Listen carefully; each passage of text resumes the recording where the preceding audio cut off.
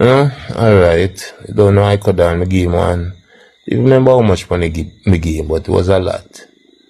And we give Sidem some money to me. I don't know, maybe I must say 30,000 US or something along them line, the 28,000. And when we did go shopping, she said, "Oh, these things are so expensive." And when I said, "Babes, you have the money. Anything you want, just buy. I got you." You know the most expensive thing she buy? Was a purse, a Gucci purse for my mother.